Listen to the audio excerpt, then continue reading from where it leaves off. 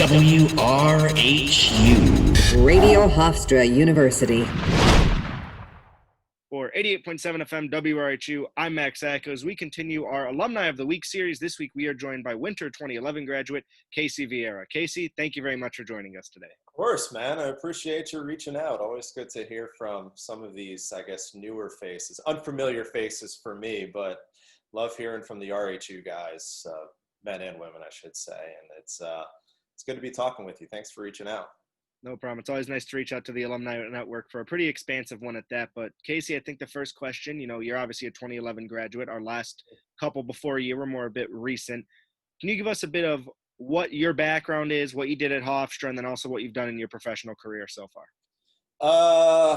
Wow. It's been a ride. It's been a ride. And I look at what you guys have done now at RHU, and it's crazy because, it's been 10 years almost, essentially 9 years, but it's crazy to think how much has changed during that time frame, comparatively speaking, to when, now to when I was in school back then, because you guys are in a totally different time frame compared to where we are. Social media was just kicking off when we were there, and now it's just kind of a different world. And to see how things have kind of evolved, it's crazy. And I just think back at that and kind of where the start was there and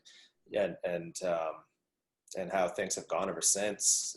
It was 2007 was when I went into the training class, fall training class, 2007. And just kind of the same thing that a lot of the other RHU freshmen, underclassmen, new to RHU, whatever class they are, they go through that whole process and getting into the sports department. When I first got there, it was Matt Shortis. I was there for his last cup of coffee as sports director until Mike Leslie took over for 2 years. And then I was primarily under him when he was there. And it was great, man. And it's a lot of the things that you guys, the currents, are experiencing right now. And just being able to do a lot of these schools, a lot of these fun things with the school, all on Bruce Avery's dime. It's great. Being able to do that, being able to travel and cover men's and women's basketball. For me, I'm trying to think, like Boca Raton, we went for the men. San Diego, we went for like a week for the women. We got to go to Niagara Falls, and just great stuff, just crazy opportunities that most early 20-somethings, they don't get the chance to do. Some sports broadcasters, people that are 10 years into the business, they don't get the chance to do. And we're doing this as kids, and it was great. It was awesome. And it really gave me that strong foundation to where I am today and how things have gone for me from that point. So kind of, I know you asked kind of like career path trajectory where we are right now. So right now, currently I live in San Antonio. Unfortunately, kind of between work amidst all this COVID fun and whatnot, but it doesn't, in my mind, take away from the fact that it's been a crazy ride to get to this point. That's given me a lot of really good things. After I left Hofstra, I went to CBS Sports Network, where I was a production assistant there for 2 years. And I actually got my start, my first on-air gig from Mike Leslie. We're kind of like two people that we feel like we're going to be joked that we're like intertwined forever in some capacity between the two of us, where he was in Springfield, Mass at the Fox ABC. He left, he went to Charlotte, and then I came and I filled in for him after that point. This is actually a story. For you. I feel like everybody has their own story when they kind of reflect on how they got to this point. And I know you and I talked off camera yesterday, and I didn't tell you this because I wanted to save it for this. I wanted you to go in green with this one, Max.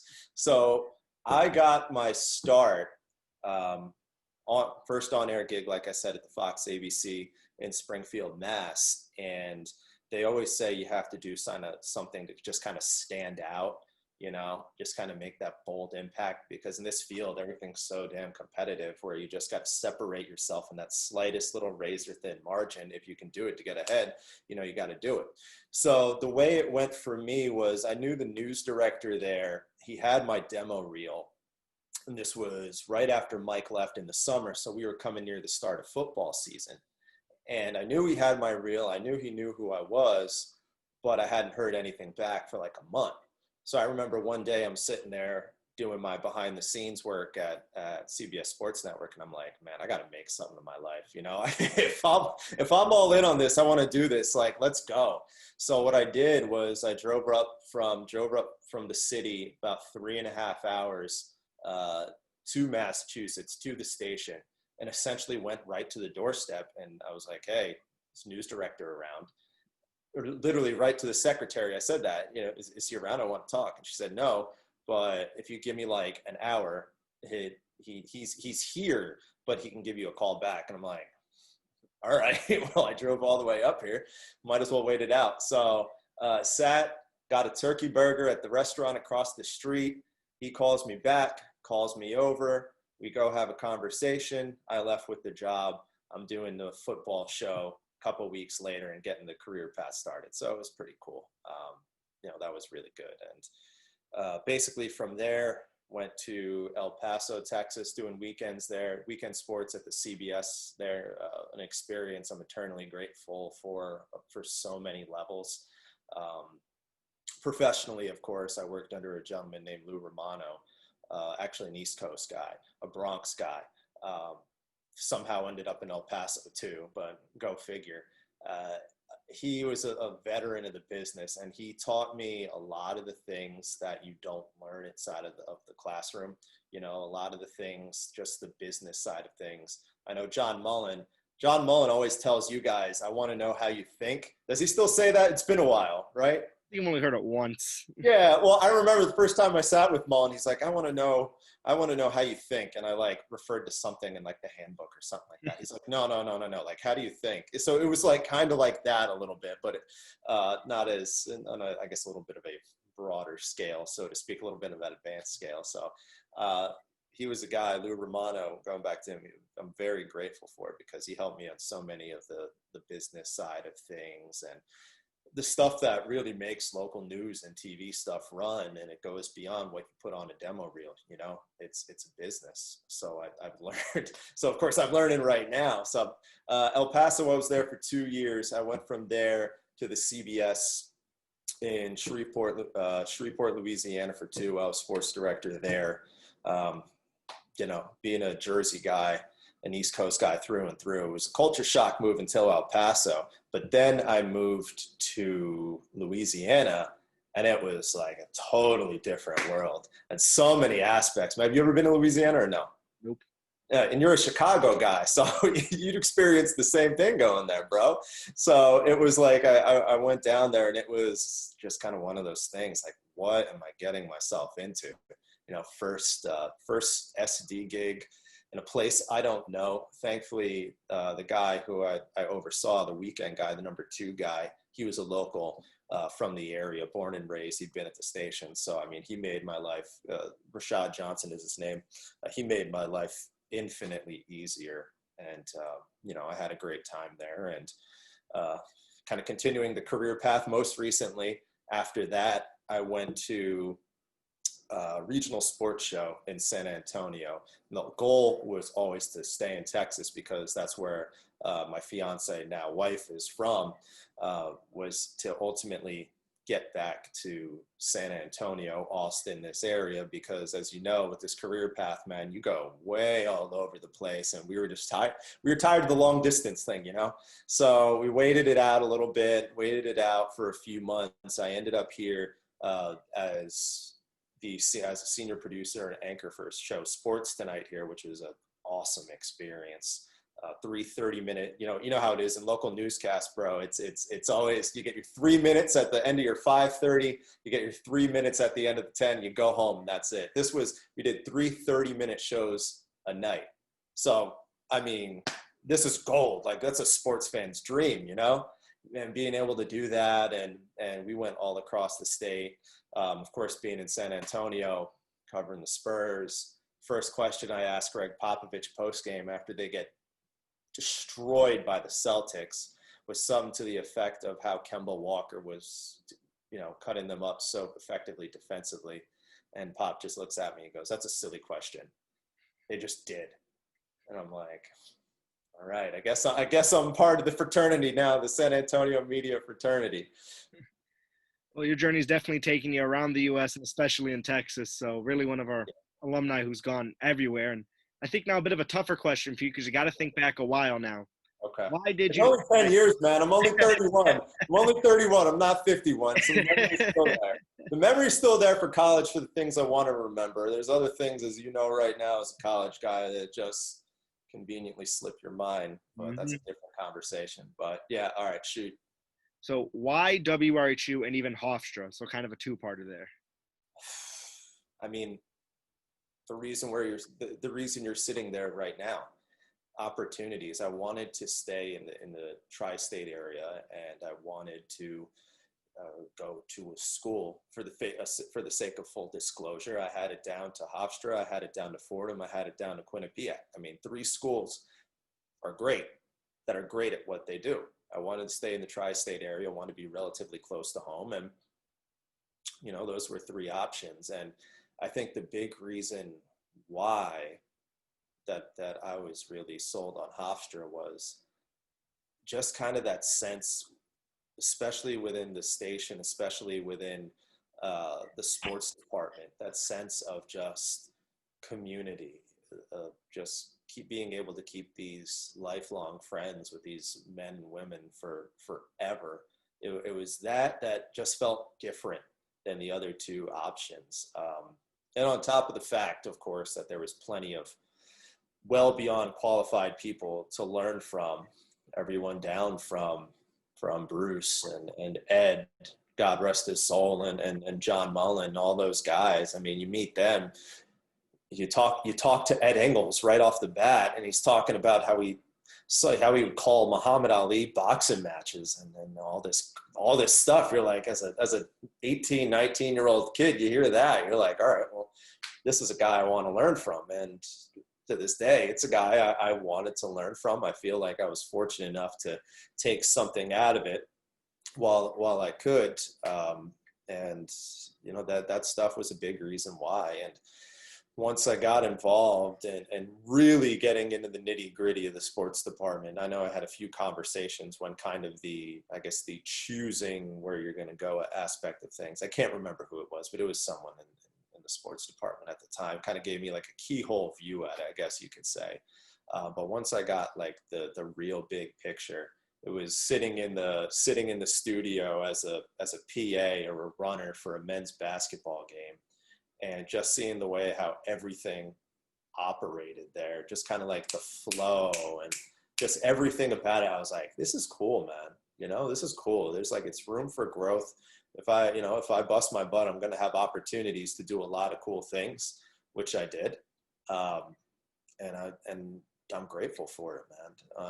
I'm grateful for it. And a lot of people, you don't realize it, Max, until you get into the working world. And I'm sure, honestly, going out in the field, you're probably seeing this plenty right now too. But when you're really going out into the working world, how good RHU has it, rightfully so, deservedly so, but how good we have it.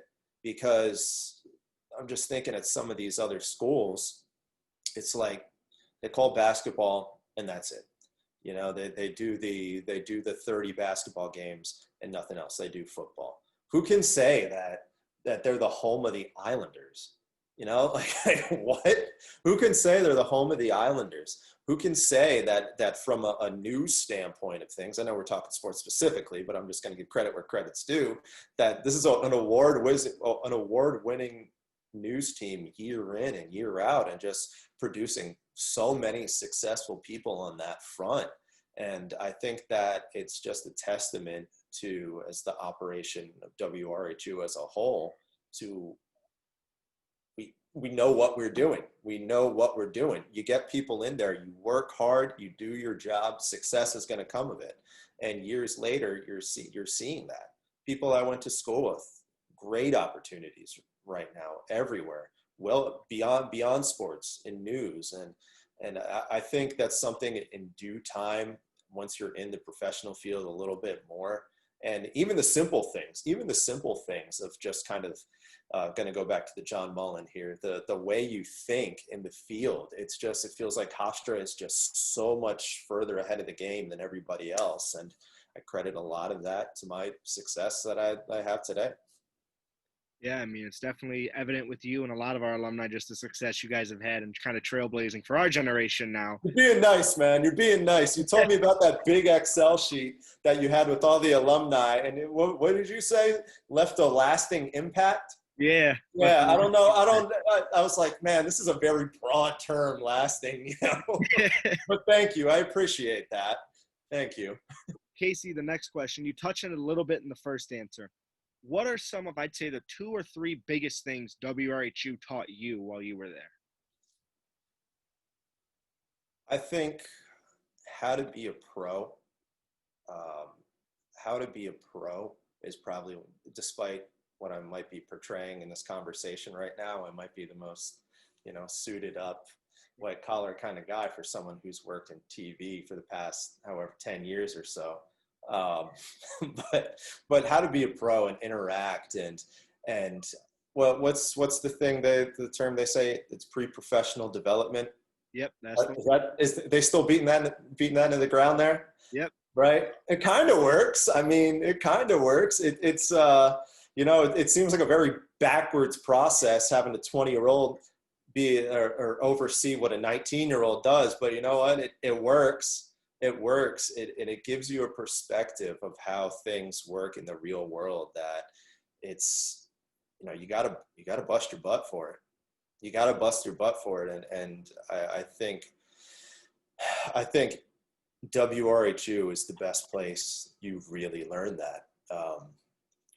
For the sake of being really real here with my RHU experience, me and Mike Leslie, I mean, we butted heads. We butted heads because, again, this is 2 competitive early 20-somethings going at it, both wanting to succeed. And he's fantastic at what he does. And I credit a lot of my success and the mindset that I do have to him, just kind of being a hard ass on me, just kind of motivate me to be better, and me, thinking I did exactly that. And, it was, while there was a lot of it that sucked at the time, where you're just like, man, I don't want to deal with this. It's the way it is. It's the way this field is that you got to be ready to grind. The second you walk across that stage in college, like, that's when the grind starts, you fall right back to the bottom of the pecking order once you get into that working world. And I think the people who do succeed are the ones who have that full, I guess, for the sake of the conversation, tunnel vision, that, or full mindset, I guess, that this is the way it is. I got to be ready to grind. I got to be ready to be ready to grind. I got to be ready to do this because, well, a lot of this journalistic professional world rides a lot on connections and people who I guess have from schools that have, I guess, a more notable backing in the communications world, not to name drop any, but as we know, that's what happens. People that might not be as talented as other people get to where they are because of, and it's not even a school thing. That's just kind of the way of the world, But one thing that you can control is how hard you work and how much you're really willing to grind and go out there and succeed and get what you want. It's there.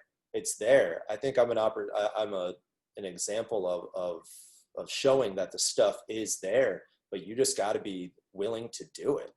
I mean, you have to be willing, not to toot my own horn, but I think I go back to that story of driving up to Springfield.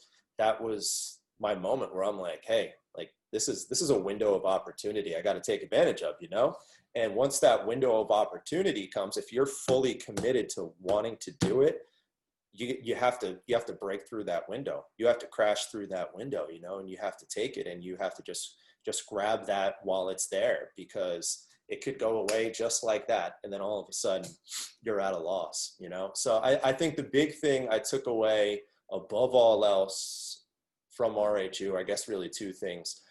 One is how to be a pro and get an idea of what's to come, the beast that is the working world after those 4 years. Once you get there, that taught me how to think in that capacity, one.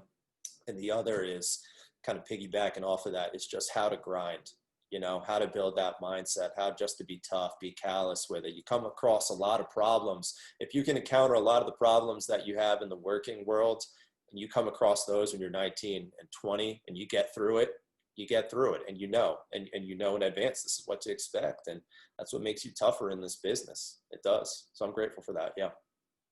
Yeah, I mean, it definitely shows you, and I think it's advice a lot of people wanted to hear, just tips that, you know, it's like, oh, I think the same thing. So you're definitely helping a lot of people confirm what they believe. Yeah, but you know what, man, it's true. And I think, you know, again, we're talking for the sake of WRHU, but I think that's kind of why a lot of people, I don't want to say give up on their dream, but kind of have like a waking up or a moment. They're just like, I don't know if I want to do this or what I want to do anymore. You know, I don't know if I want to be an educator anymore. I don't know if I want to be a doctor anymore, because they're not willing to grind. They're not willing to put in the fight, because they never encountered something like that before. And I think the people who do succeed are the ones who are battle tested like that, the ones that are tried, that face the adversity, who don't quit, are willing to fight to get to where they want to be. That's where they are. That's where they are. And I think it's a testament on so many levels for Hofstra and RHU being able to do that, to instill that mindset in the people. And don't get me wrong, I don't want to make it sound like the people, because I know plenty of people who left the business and are plenty happy and successful with where they are. This is not a knock on that, but more so a commentary of the fact that if you want it, you got to go get it, man. You know, you got to go get it. You got to fight for it. And if you fight for it, you will get it. It might take longer than you expected. The road is a lot different than you expected. Hell, 10 years ago, I couldn't point out Shreveport on a map. I couldn't point out El Paso on a map, you know? But now all these things, and just being willing to do all this stuff and travel and have a mindset, an open mindset, I think that's what gets you places. But Casey, the big final question now that we have, and you touched on it a little bit in your previous answer. Yeah. What is the best advice you have for both the new kids coming into RHU, prospective students, and maybe people who are still finding their footing as they're just getting into the station? I think the idea, I talked about the idea of grinding. We're not going to go back into it again. I got that message across, I'd like to hope. But I think the idea of be willing and open to trying new things. I think it's being willing and open and accepting of the fact that the road to where you want to be, it's not going to be the road you projected. 99% of the time, it's not going to be the road you projected. I mean, a lot of the new trainees, the new students, everyone like that, a good number of them are local tri-state area people. A lot of them grew up listening to Francesa and Evan Roberts and all those guys on the radio, watching Iron Eagle on TV, covering the Nets, and Mike Breen and all those guys. Those guys got to where they are. A big reason why they stayed in the New York tri-state area is that they're freaks of nature and talent. You know, those guys are able to stay where they are, get to where they are. Of course, this is in addition to the fact they're just tremendous. Well, that's a given in terms of their work ethic. But not a lot of those people right off the bat are that talented to do what they do. And I think a lot of people forget that, is that they want kind of that immediate gratification, you know, and they forget that, well, hey, right now, I'm not Mike Breen. Right now, I'm not Iron Eagle. But if I work and I take a little bit of a different path to where you want to be, then you can get there. And I think if you do that and you focus more on yourself, and this is a field where so many people just, and I think it's mainly because TV is such an aesthetics-driven business that you're so focused on being one person. And, you know, you're saying you have these tremendously successful women on one side, and a lot of girls, young women coming out of college, be like, I want to be Erin Andrews. You know, I want to be Michelle Tafoya. That's a good thing to aspire to. But I think the more so what you should what you should do, men and women, is focus on being the best version of yourself. Have your role models, of course, everyone does. That's good. But focus on besting yourself and maximizing your abilities and knowing what you bring to the table, and not focus on being everything else, not focus on being anyone else. Because yeah, it's good. It's real good to have those role models like that. But everyone's story to get to where they want to be, to become the next Ian Eagle, Mike Breen, Aaron Andrews, Michelle Tafoya, take your pick. Their roads there are 99% chance, the 99% chance going to be different than your road to where you ultimately want to be. And I think if you can kind of keep that level head of knowing that, of focusing on yourself, not paying attention to what some person your age is doing that you're not doing. Don't get down on yourself because of that. Because for me, I'm 31. If I see a 31-year-old on ESPN on the desk, I can't look at it as, well, such and such, you know, he's there. I'm a failure. I'm not a failure. I know I'm not a failure. You know, I've done plenty of successful things in what I've done to get to this point, to get into a good mental headspace. And that's something that comes with time.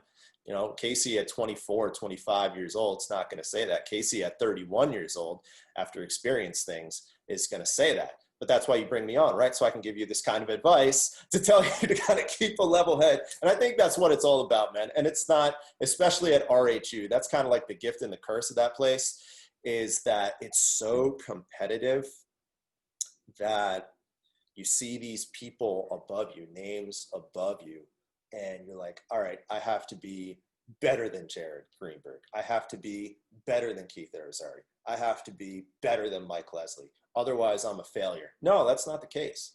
That's not the case. You have to set your own definition of success. And I think once you do that, you focus on yourself, focus on being the best version of yourself to find that success. I think that's where you get to where you want to be. It's all about kind of finding that balance in the good heads. I can tell by your face I'm throwing you off, because 75 to 90% of this interview has been me joking and BSing, but now I'm hitting you with the real. You're like, wow, I'm actually getting something out of this, man.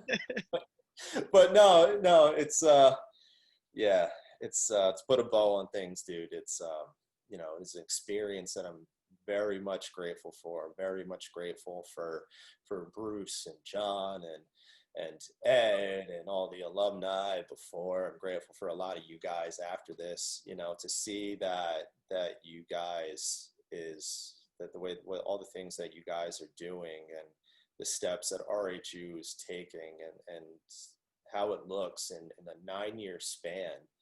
You know, we joke that 9-10 years is a lot, but really it isn't. And how just the level of steps that we've taken, that you guys have taken to help get to where it is. The fact that you know, we joked about that Excel spreadsheet, the fact that you have a whole spreadsheet of people who are connects, who are people who can offer legitimate advice, how to succeed, how to fail, what to do, what not to do, have their different stories to get to where they want to be. I think it's a testament to everything that we've done, you, me, people before us, people coming after us. And this is good. I'm glad you guys are doing this, man. I'm glad you guys are doing it. I know you need content. I know you need content above all else, because you ain't got sports. I know you need that, but I think it's good though. I think it's good that you're doing this, because we're in a time period right now where it's very easy, especially for the seniors in your class. I know you got another year on top of this, so you're good. But for the seniors in your class at RHU, it's tough. I mean, and admittedly, I'd be crushed right now, because you come here to do sports, and there's a chance you might not do any this year, you know. But if there's anything I can kind of get across to them as well, is that this road's not going to be easy. Go in there, fight, and be ready for change. Have an open and willing mindset to get to where you want to be.